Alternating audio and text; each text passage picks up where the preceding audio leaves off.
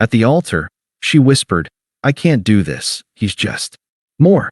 So I announced the wedding was off and took my honeymoon solo.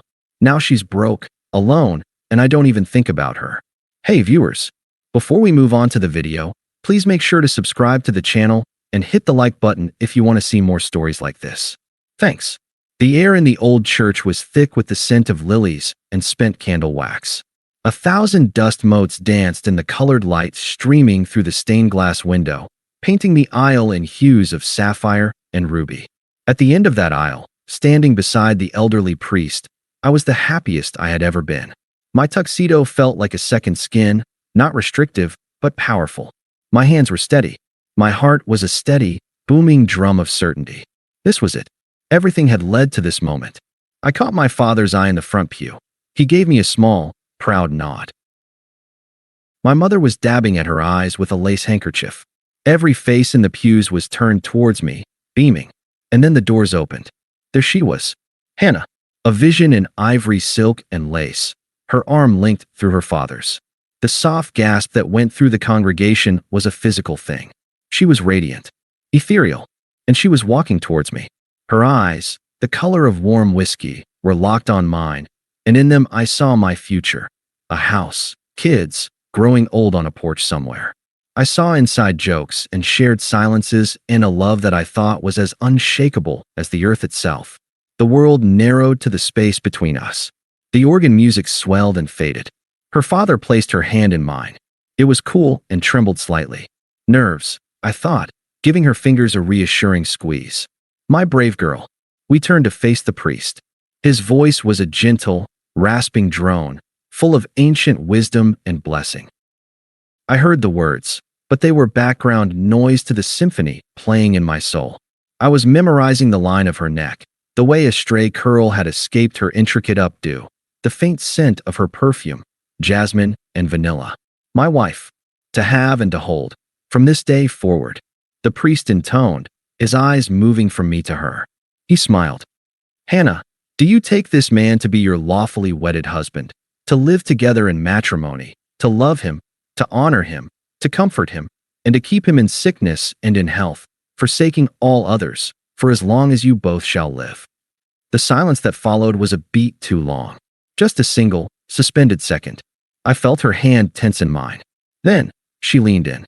Her lips were close to my ear, her breath a warm ghost against my skin. The congregation would have seen it as an intimate, wifely gesture, a secret promise between soulmates. The words that came out were not a promise. They were a detonation. "I can't do this," she whispered, her voice low and thick with a terrifying finality. "I'm so sorry, but Liam is here." The name hit me like a physical blow to the chest. Liam, her ex, the one she described as a passionate mistake, the one I'd thought was ancient history. And seeing him just, she continued, her whisper gaining a twisted, fervent energy. "He's just more of everything I need. More passion, more excitement, more everything. I can't marry you." The world did not so much tilt as it simply dissolved. The booming drum of my heart stuttered and stopped. The vibrant colors of the church bleached to a blinding, painful white. The scent of lilies suddenly smelled funereal, cloying. I could feel every single thread in the fabric of my tuxedo jacket, every pore in my skin. My gaze, unbidden, flickered to the third pew on the left. And there he was, Liam. He wasn't smirking. He didn't look triumphant. He looked at me with an expression of profound, pitying smugness, as if he'd known a devastating secret all along and was finally seeing it play out. He gave me a slow, almost imperceptible shake of his head. A roar filled my ears, the sound of my entire future collapsing in on itself. I saw the life we'd planned, the wedding photos, the honeymoon in Bali, the little house with the big yard, shatter into a million glittering shards and blow away in a silent wind. I should have crumbled. I should have screamed. I should have begged. But I didn't. A strange, surreal calm descended over me. It was like being encased in ice. The panic, the humiliation, the soul-crushing pain. They were all there, but they were locked away behind a thick, soundproof wall. My mind, usually a chaotic place, became a place of pure, cold logic. I turned my head slowly back to Hannah. Her eyes were wide, glistening with what I now realized were not tears of joy, but of panicked regret. She was waiting for my reaction, for the scene, for the drama. I would give her none. I gently let go of her hand. The priest was staring, his mouth slightly agape, the ceremony frozen on his lips. I took a single, deliberate step towards him. "May I?" I asked, my voice not much louder than Hannah's whisper, but steady. Absolutely steady. Bewildered, he handed me the microphone.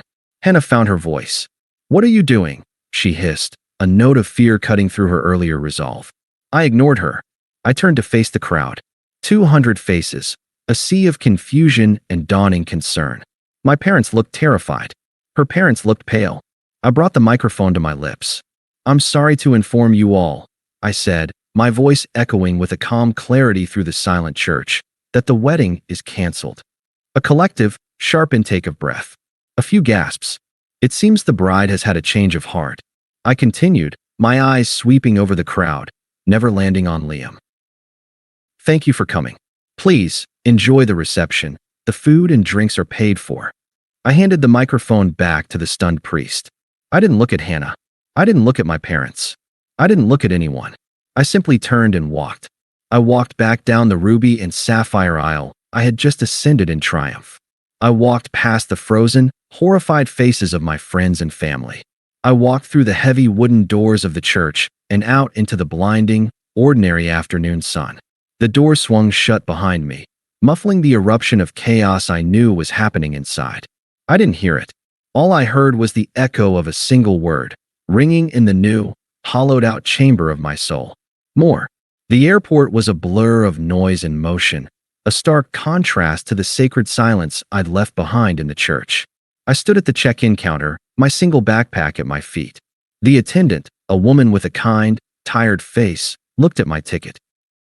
"Honeymoon suite in Bali," she said, a smile blooming. "How exciting. Is your wife checking in separately?" I looked at her, my face a placid mask. "There is no wife. It's just me." The smile vanished, replaced by a flustered, pitying look. "Oh, I'm so sorry." "Don't be," I said, my voice even. "It's a long story. Just the one ticket, please." The flight was 14 hours of suspended animation. I didn't sleep. I didn't read. I stared out the window at the endless, featureless blue, the word more looping in my mind like a corrupted audio file. More passion, more excitement. What did that even mean? Was our life together, the lazy Sundays, the shared jokes over burnt dinners, the way she'd curl into my side during a thunderstorm, was that less? Was it worthless? I arrived in Bali. The air was heavy and warm, smelling of frangipani and diesel. The resort was everything we dreamed of, private villas with infinity pools overlooking emerald rice terraces. The honeymoon suite was strewn with rose petals, a bottle of champagne chilling in a silver bucket. A note read, "Congratulations, Mr. and Mrs. Davis." I swept the petals onto the floor with my arm. I opened the champagne, not to celebrate, but because I was thirsty. I drank it from the bottle, sitting on the edge of the king-sized bed that seemed to stretch for miles, empty on her side. The next 2 weeks were a study in surreal dissonance. I did everything we had planned alone. I watched breathtaking sunsets paint the sky in shades of fire, feeling nothing but a cold hollow in my chest. I swam in the warm, turquoise water, letting the silence of the ocean fill my ears. I ate exquisite meals at tables set for two, the vacant chair across from me a monument to her absence. I didn't cry. The tears were there, a vast, frozen lake beneath the ice I'd encased myself in. To let them out would be to acknowledge the pain, and I wasn't ready. I was in survival mode. So I just existed. I breathed in, I breathed out. I let the world happen around me. When my phone connected to the resort Wi-Fi, it exploded. A torrent of texts, voicemails, and missed calls. Dozens of them. From my parents, her parents, friends, and of course, from Hannah. I didn't read them. I didn't listen. I went into the settings and blocked her number. The rest, I ignored. This was my sanctuary, my bubble of nothingness. The outside world, with its questions and its pity and its drama, could not intrude. I returned home 2 weeks later, tanned and physically rested, but emotionally still in that church, frozen in that single, devastating moment. I drove from the airport directly to my apartment. I used my key, half expecting, I don't know what. A confrontation? Her, waiting in tears. The apartment was empty, and it was a mess. It seemed she had come back after the wedding that wasn't, packed in a frantic hurry, and left. A drawer was hanging open, a trail of clothes leading to the door. A framed photo of us from a hiking trip was face down on the floor, the glass cracked. It was then that the first flicker of something other than numbness broke through. It wasn't sadness. It was a cold, clean anger. Not at her for leaving, but at her for this. For the disrespect of this chaotic aftermath. For turning our home into a crime scene of a discarded life. I worked methodically, robotically. I filled boxes with my things. I took down every picture, removed every trace of myself from the space we'd shared. I left the keys she had forgotten to return on the kitchen counter, next to the cracked photo. I did not look back. I was staying at a temporary corporate apartment when my phone rang. It was an unknown number. Against my better judgment, I answered. Hello. You can't just ghost me. Her voice was a ragged, trembling wire. It was Hannah. We need to talk about this. You humiliated me. The ice held. There's nothing to talk about, Hannah. You made your choice clear. It wasn't a choice, she cried, and I could picture her, running a hand through her hair, her eyes wild. It was a feeling, a force. You and I were safe, but Liam, he's alive.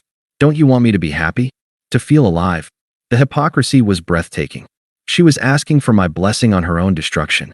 The part of me that had loved her for 5 years wanted to scream, no, I want you to be safe. With me. But that man had died at the altar. I hope you find what you're looking for, I said, my voice flat, final. Do not contact me again. I hung up. I blocked the number. Then I poured a glass of water and drank it, my hand steady as a rock. The months that followed were a slow, deliberate process of rebuilding. I found a new apartment, bought new furniture, and established a new routine. I worked longer hours, not to escape, but because I found a strange comfort in the focus it required. I started going to the gym, channeling the dormant anger into physical exertion. The hollow space inside me began to fill, not with someone else, but with a new version of myself. One that was quieter, more self-reliant, and fiercely protective of his own peace. I had heard nothing from Hannah's circle. I assumed she was living her passionate, exciting life with Liam. I didn't care to know. Her chapter was closed. Then, one evening, my phone lit up with a name I hadn't seen in a while. Sarah. Sarah was a mutual friend who had always been firmly in Hannah's camp, but she was also pragmatic and had never fully bought into Hannah's dramatic flair. I hesitated, then answered. Hey, Sarah. Oh my God. You actually picked up, she said, her voice a mix of relief and gossipy excitement. Look, I know I shouldn't be calling, and you can tell me to fuck off at any point, but you won't believe what's happening. I thought you should hear it from me before it becomes common knowledge. I felt a distant curiosity, like hearing about the plot of a movie I'd walked out of. Okay, what is it? It's Hannah. And Liam. She took a dramatic pause. It's a complete shit show. I said nothing, giving her the silence to continue. So, they had this quick, tacky courthouse wedding like, a month after she left you. No one was there, just 2 random witnesses they pulled off the street. It was so sad. I remained silent. Anyway, she continued, undeterred. It all fell apart almost immediately. Liam lost his job. Apparently he has a real problem with authority. Who knew? And he made no effort to find a new one. He just moved into her place and started living off her credit cards. I could see it. The passion of unemployment and financial irresponsibility. It got worse, Sarah said, her voice dropping. He's not a good guy. Like at all. He started getting really controlling. Who she could see, where she could go. He'd yell at her if dinner wasn't perfect. My friend Maya saw them at a bar, and he was just degrading her in front of everyone. Calling her stupid. It was awful. I felt a twinge, not of sympathy for Hannah, but of a grim, cold validation. This was the more she had chosen. More abuse. More instability. The final nail, Sarah said, savoring the delivery, was that he was cheating on her. The whole time. With some girl he met at the gym. Hannah found texts on his phone that were even more graphic than the ones she'd sent him when she was with you. The irony is just wow.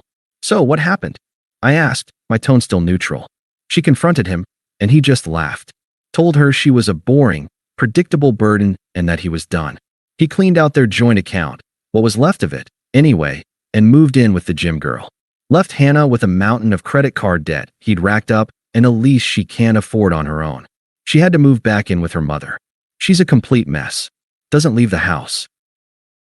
Just cries all day. She waited for my reaction. She was expecting, perhaps, an "I told you so," or maybe a glimmer of triumphant satisfaction. What I felt was nothing. It was like she was describing the fate of a character in a book I'd read long ago and barely remembered. There was no joy, no sorrow, just a vast, empty indifference. "Okay," I said. "Okay." Sarah repeated, incredulous. "That's all you have to say? After what she did to you? What would you like me to say, Sarah?" I asked, my voice calm. "It sounds like a series of unfortunate choices that led to a predictable outcome. It has nothing to do with me." There was a long silence on the other end of the line. I had finally given her the reaction she least expected. No reaction at all. "Well, yeah, I guess it doesn't," she finally said, her tone deflated. "I just thought you should know." "I appreciate the information," I said, polite and detached. "Take care of yourself, Sarah." I hung up. I looked around my clean, quiet, peaceful apartment. The setting sun cast a warm glow across the floor. I picked up the book I was reading and found my page. The story of Hannah was over. Her downfall was just a footnote. The silence after Sarah's call was a peaceful one. The karma was not a dish I had ordered, but I found I had no appetite for it anyway. It was just noise. I focused on my work, my gym routine, the slow, deliberate construction of a life that was entirely my own. The ice around my heart had melted, not into a messy puddle of old emotions, but into a clear, still lake. I could see the bottom, and there was nothing of her there. Then, the first text came. From a number I didn't recognize, but the area code was hers. Unknown number. 10:14 p.m. I made the biggest mistake of my life. He was a monster. You were my rock. Please, can we just talk? I read it. I felt nothing. No surge of victory, no pang of pity. It was like getting a spam email. I deleted it and blocked the number. 2 days later, another new number. Unknown number. 2:31 p.m. Remember our trip to the mountains? That was real. What we had was real. Liam was a fantasy. A terrible, stupid fantasy. I see that now. This one was more clever. It targeted a specific, potent memory, a weekend in a cabin, where we'd been snowed in with nothing but a fire and each other for 3 days. It had been perfect. Now, the memory felt like an artifact from a museum, interesting to look at but devoid of any personal connection. I deleted and blocked. A week of silence passed. Then, the tone shifted. Unknown number, 11:07 p.m., so you're just going to ignore me? After everything? I guess you never really loved me either. You're just as cold as he said you were. There it was. The true colors, bleeding through the desperate veneer. When the pleas didn't work, the anger emerged. She was not sorry for what she had done. She was sorry for the consequences. I was no longer a person to her, but a tool for her comfort that had refused to function. The text was almost amusing in its hypocrisy. I didn't block this one immediately. I stared at it for a moment, a faint, wry smile touching my lips. Then I deleted it. The block felt unnecessary. Her words had just confirmed the absolute correctness of my path.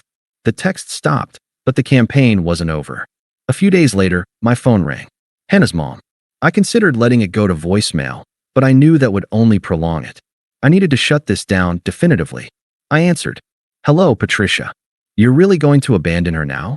Her voice was sharp, laced with a mother's frayed nerves and a toxic sense of entitlement. After what that animal did to her, she's learned her lesson. The poor girl is shattered. A real man would find forgiveness. I took a slow breath, my voice adopting the calm, professional tone I used with difficult clients. "I'm sorry you're having to watch your daughter go through that." An acknowledgement of her feeling, not an apology. However, Hannah terminated our relationship. I am not responsible for her recovery. I wish you both the best, but this will be the last time we speak. I didn't wait for a reply. I ended the call and blocked her number 2. The line was drawn. The moat was filled. My castle of peace was secure. A year and a half after the wedding that wasn't, I found myself at a chic, minimalist art gallery in the heart of the city. The air smelled of crisp champagne and expensive perfume. Soft, ambient music wove through the murmur of well-dressed patrons. I was there with Clara. Clara was a force of nature, an architect with a sharp mind and a laugh that could cut through any gloom. We'd met through work 6 months prior, and it was easy. There were no games, no dramatic proclamations. We were two whole people who chose to build something together, piece by steady piece. She knew about Hannah, in the way one knows about a past surgery, a fact of history with no present-day pain. I was standing before a large, abstract canvas, a swirl of dark blue and gold that reminded me of a night ocean. Clara was at the bar, fetching us fresh drinks. I felt a hand on my arm. I turned, expecting Clara. It wasn't her. It was Hannah. She looked diminished. The radiance I remembered was gone, replaced by a brittle thinness. Her eyes, once so bright, were shadowed and darting.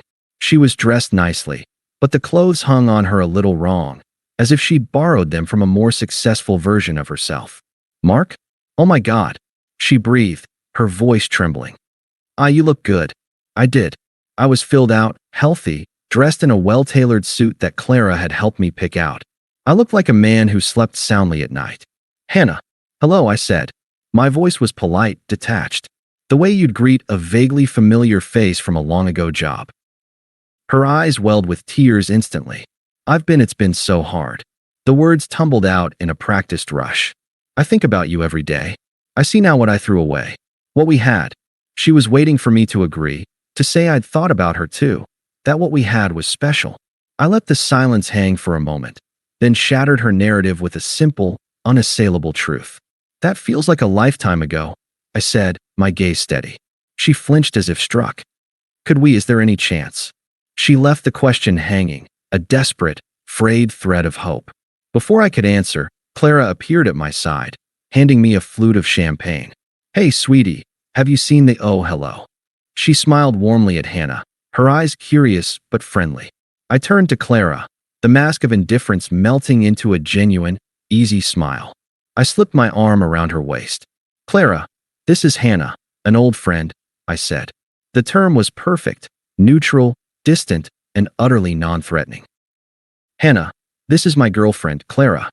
I saw the understanding dawn on Hannah's face. It wasn't just that I had moved on. It was the way I had moved on. She saw the effortless intimacy between Clara and me, the way our bodies leaned into each other, the quiet confidence in Clara's posture. She saw the more she had been so desperate for, and she realized, with devastating clarity, that she had not been chasing it. She had been running away from it. From me. Her face crumpled, the last vestige of hope extinguished, leaving only the bleak reality of her own choices. "I see," she whispered, the words barely audible. "It was nice to see you, Hannah," I said, my tone final. "Take care of yourself."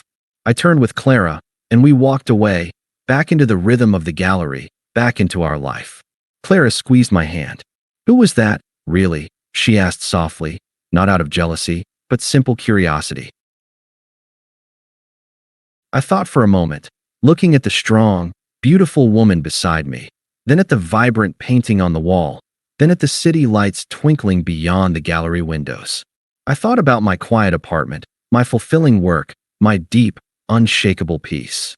And I realized, with a quiet sense of completion, that I didn't really have an answer. Thanks for watching. Make sure to subscribe to the channel and hit the like button. What do you think about this story? Share it in the comments.